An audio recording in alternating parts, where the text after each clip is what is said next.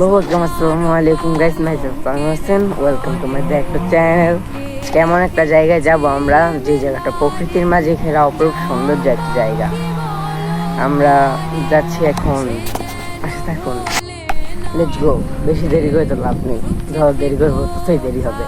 তো যেটা বলতেছিলাম, এখন ওই জায়গাটায় অনেক রোদ, কিন্তু একটু পরে বা বিকালে অনেক বাতাস জায়গাটায়।